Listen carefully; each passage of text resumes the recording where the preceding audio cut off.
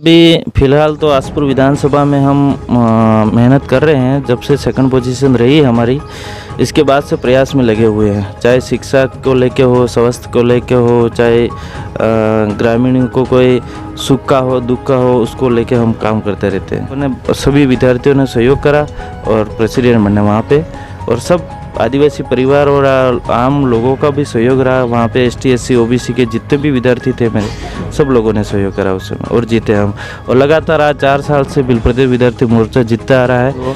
कोई भी है, फर्स्ट कड़ी अगर राजनीति की है तो वो एक कॉलेज की राजनीतिक है, और कॉलेज की राजनीतिक से काफ़ी सारा नेता सीखता है, और सीखने के बाद अगर कोई बड़ा पद प्राप्त करता है तो काफ़ी सारा वो विकास को लेके हो, चाहे शिक्षा को लेके हो, चाहे विधानसभा की आम जनता गरीब हो, उनको देख सकता है। वो मैं मान सकता हूँ। चाहते हैं तब कांग्रेस और बीजेपी के आमने सामने दुश्मनी के रूप दिखाते हैं। बाकी रात भर या रात में 4 दीवारों में बैठ के उनकी एक ही बात रहती है। आज जनता परेशान हो चुकी है नेताओं से, इसलिए आज विश्व आदिवासी दिवस एक हमारा त्यौहार है, और इस विश्व आदिवासी त्यौहार को हमने इस बार आक्रोश में रूप में भी बनाया है, क्योंकि एक बड़ी घटना भी हुई थी मणिपुर वाली। आज हमारे साथ जितने भी युवा जुड़े हुए हैं वो दिल से जुड़े हुए हैं। आज हम किसी युवा को 1 रुपया नहीं देते। युवा दिल से आता है, दिल से उनका खुद के पेट्रोल से आते हैं, और दिल से मेहनत करते हैं, और यहाँ के विकास को लिए दिल से आवाज़ उठाते हैं। आज तो बात करते हैं आसपुर विधानसभा के, तो अब की बार आपके क्या मुद्दे रहेंगे जब यहाँ से आप चुनाव लड़ रहे हैं और विधायक के तौर पे, तो क्या मुद्दे रहेंगे? देखो, नमस्कार, मैं हूं मोहन नायक और आप देख रहे हैं राजस्थान ग्रामीण लाइव।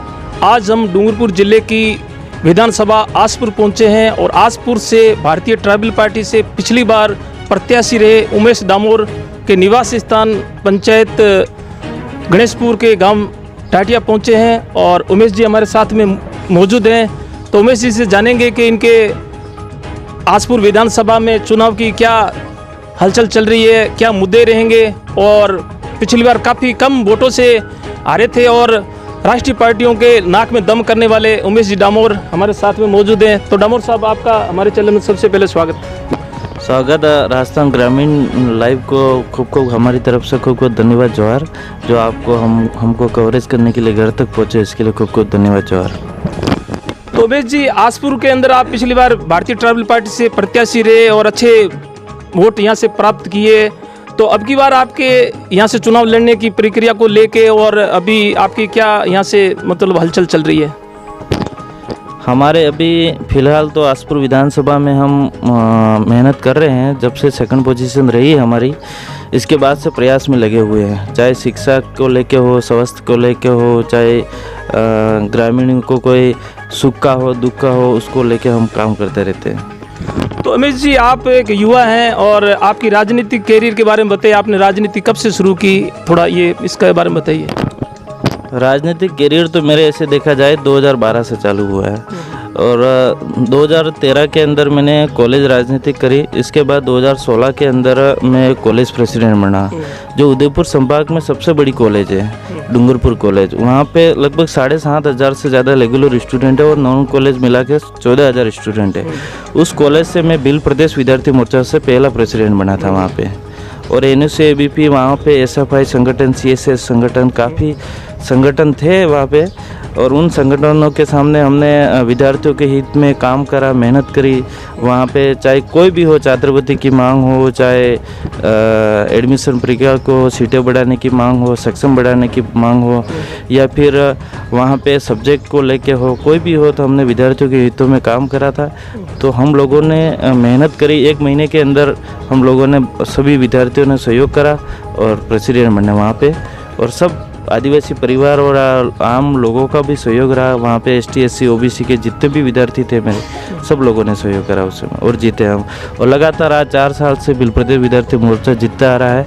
वहाँ पे जब NUC ABP SFI ऐसे एक संगठन थे जहाँ पे 50 वोटों से कोई जीतता नहीं था, आज वहाँ पे ये स्थिति है कि मतलब जितने हम बिल प्रदेश विद्यार्थी मोर्चा लीड लेके जीतते हैं, इतने वोट तक नहीं मिलते तीनों संगठन के मिला के।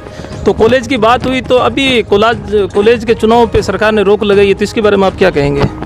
देखो, जो भी है कॉलेज के अंदर चुनाव होना ज़रूरी है, क्योंकि आज कोई भी नेता हो, चाहे आज की तारीख में मंत्री हो, एमएलए हो, चाहे मुख्यमंत्री हो, कोई भी है, फर्स्ट कड़ी अगर राजनीति की है तो वो एक कॉलेज की राजनीतिक है। और कॉलेज की राजनीतिक से काफ़ी सारा नेता सीखता है, और सीखने के बाद अगर कोई बड़ा पद प्राप्त करता है तो काफ़ी सारा वो विकास को लेके हो, चाहे शिक्षा को लेके हो, चाहे विधानसभा की आम जनता गरीब हो, उनको देख सकता है। वो मैं मान सकता हूँ। मतलब तो कॉलेज की राजनीति से निकले हुए काफ़ी नेता, राजकुमार जी भी 84 से विधायक बने और काफ़ी लोग सरपंच भी बने, पंचायत समिति सदस्य भी बने, और आपका संगठन पंचायत समिति और जिला परिषद पे अच्छा मतलब प्रदर्शन किया, फिर भी आप जिला प्रमुख नहीं बना पाए, तो इसके बारे में कुछ कहेंगे?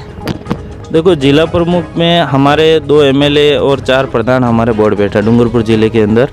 और जहाँ तक बात आए जिला प्रमुख की बात आए, तो हमारे पास जिला परिषद सदस्य की सीटें भी हमारे पास 13 सीटें थी, और 6 सीटें कांग्रेस की थी और 8 सीटें बीजेपी के पास थी। उनकी मिला के 14 सीटें हो रही थी, और हमारे एक तरफा 13 सीट थी। हमें 1 सीट की ज़रूरत थी, और 1 सीट अगर हमको मिलती तो हमारा जिला प्रमुख बोर्ड बैठता। लेकिन कई नेशनल पार्टियां जो हैं, कांग्रेस और बीजेपी दोनों ने मिलकर रातों रात एक हो गई, और एक होने के बाद ये रात में जिला प्रमुख बीजेपी का बना दिया और उप जिला प्रमुख कांग्रेस का बनाया।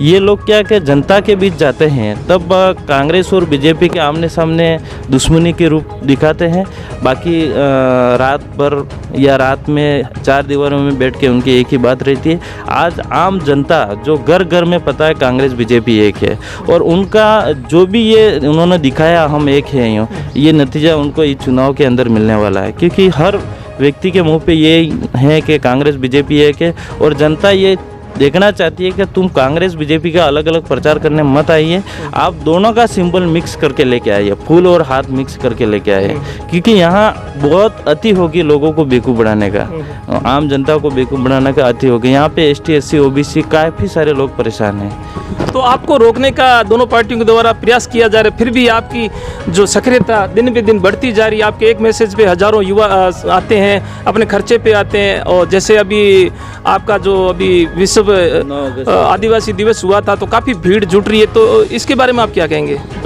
देखो, ये सब लोगों का जोश और जुनून भी है, और प्लस परेशान।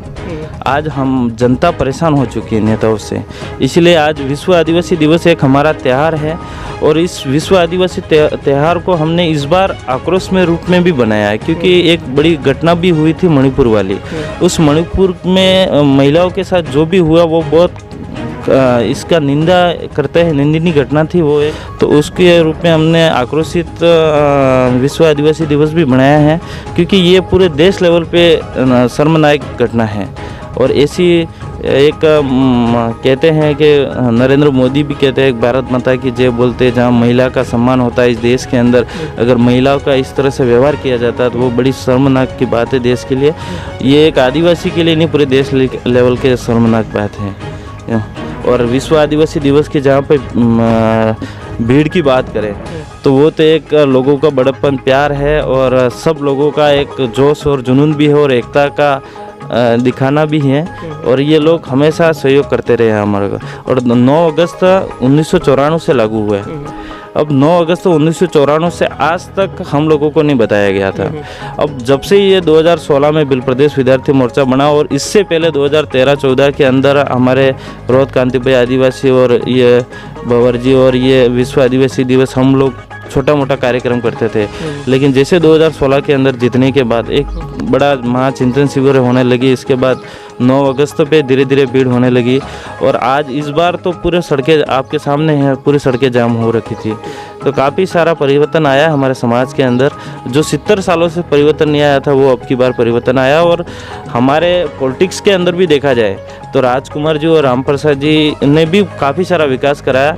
आप लोग देख सकते हो राजस्थान के अंदर टॉप 10 पे 2 MLA का नाम आया था, है ना, तो वो तो झूठ नहीं हो सकता। अब कांग्रेस बीजेपी के काफ़ी सारे लोग बताते हैं कि ये राजकुमार जी ने क्या करा, कांग्रेस की सरकार है वो है, रामप्रसाद जी ने क्या करा, लेकिन यहाँ पे रहते हुए कांग्रेस कांग्रेस बीजेपी के भी तो एमएलए हैं, उनके एरिया के अंदर, उनके विधानसभा के अंदर भी आप लोग विकास का देख सकते हो। वो एक सरकार नहीं होते हुए निर्दल, मतलब एज ए सरकार नहीं होते हुए दोनों एमएलए ने इतना काम करा, तो दूसरे कांग्रेस बीजेपी के एमएलए थे वो भी काम ला सकते थे। तो आपने परिवर्तन की बात की कि आपने यहाँ से परिवर्तन लाया है, मगर आपके ऊपर ये आरोप लग रहा है कि आप युवाओं को भड़का रहे हैं, तो इसके बारे में आप क्या कहेंगे? हम युवाओं को भड़का नहीं रहे, हम युवाओं को एक दिशा में ले जाना चाह रहे हैं। आज की तारीख में हमारे आसपुर विधानसभा में देखा जाए तो सबसे बड़ी मांग है कॉलेज की। आज अगर युवा अगर कॉलेज नहीं करेगा, अच्छी शिक्षा नहीं प्राप्त करेगा, तो वो युवा कहाँ जाएगा? आज वो युवा आज जैसे तैसे वो पढ़ाई करता है, पढ़ाई करने के बाद कॉलेज लेवल पे जाता है, कॉलेज में उसको गवर्नमेंट में एडमिशन नहीं मिलता है तो वो प्राइवेट में जा नहीं सकता है। वो 20-30 हज़ार रुपये फीस रहती है, वो भर नहीं पाएगा, तो वो बच्चा फर्स्ट ईयर में जैसे तैसे भर लेगा, इसके बाद अहमदाबाद बम्बई चले जाएगा, फिर वो एग्ज़ाम सही तरह से फाइट नहीं कर पाएगा, पास नहीं हो पाएगा, तो वही फिर फेल होने के बाद गरीबी वहीं से वापस स्टार्ट हो जाएगी। तो हम ये चाहते हैं कि एक युवा एजुकेशन में आए और आगे बढ़े, चाहे राजनीतिक में आए, चाहे शिक्षा में अच्छा डॉक्टर बने, पुलिस में जाए, IAS IPS तहसीलदार SDM जो भी बने, वो हमारे लिए खुशी की बात है। लेकिन युवाओं की भी तो एक दिशा होनी चाहिए। आज कांग्रेस बीजेपी के लोग सिर्फ युवाओं को झंडे पकड़ाने के अलावा कुछ काम नहीं करते। ये लोग क्या करते हैं, पेट्रोल पंप के फ्री पेट्रोल भरवा देते, एक बार रैलियाँ करवा देते, झंडे पकड़वा देते, इसके बाद युवाओं को छोड़ देते। तो उस युवाओं के बारे में भविष्य तो होना चाहिए क्या?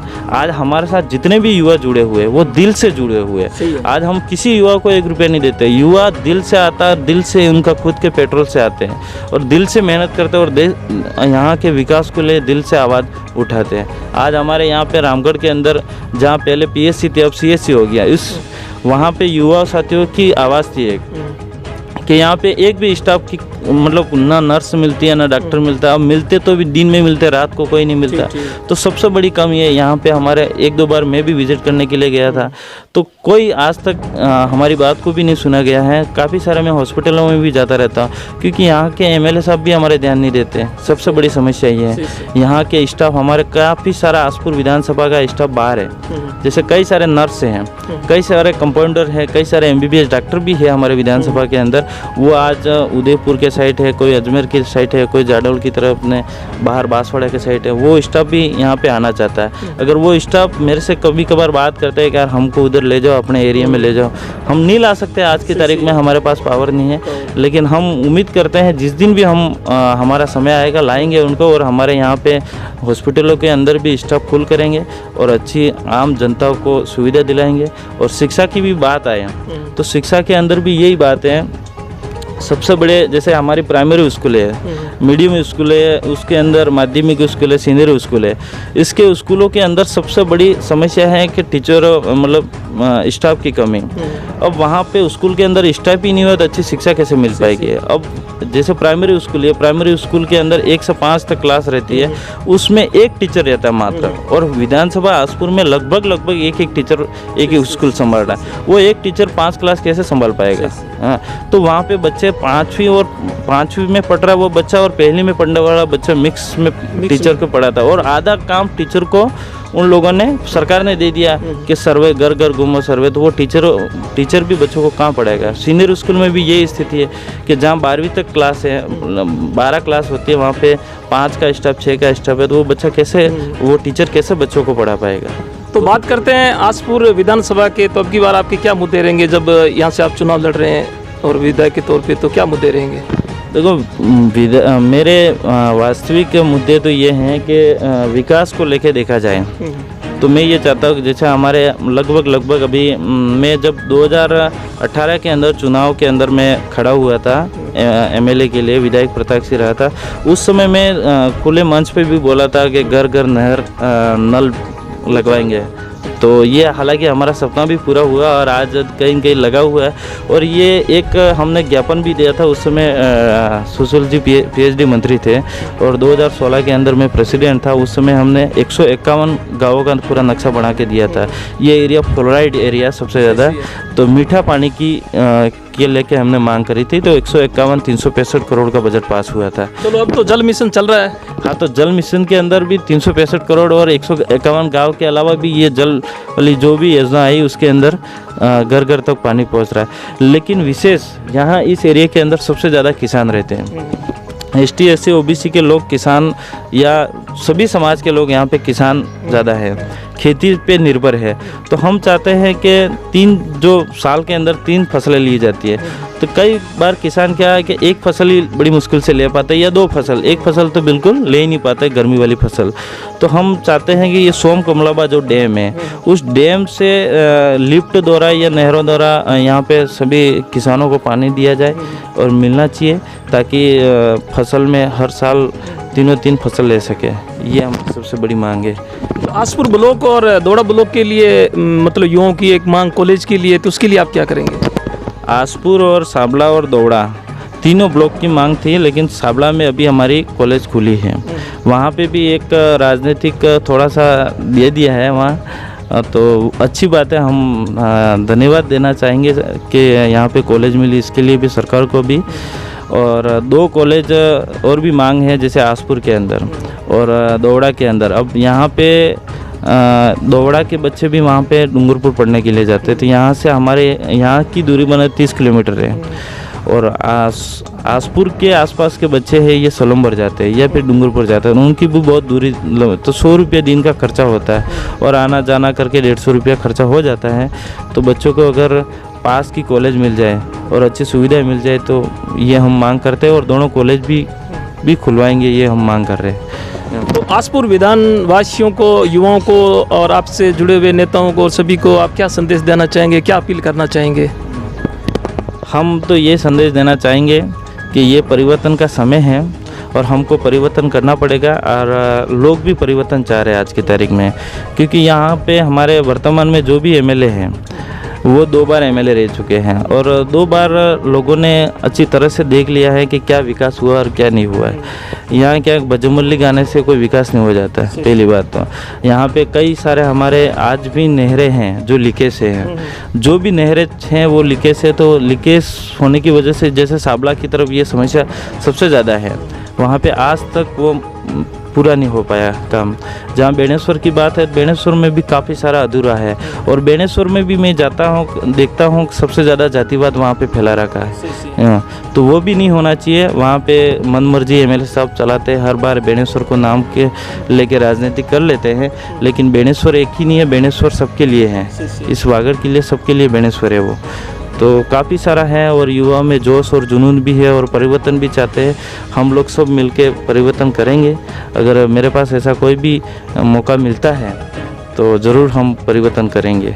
तो उमेश जी, हमें कीमती समय निकाल के समय दिया, उसके लिए धन्यवाद। आपको भी खूब खूब धन्यवाद, जो आप वहाँ इतने दूर से यहाँ घर तक पहुँचे और इतना हमारे सोशल मीडिया पे आप कवरेज कर रहे हो, इसके लिए भी खूब खूब धन्यवाद जवाहर।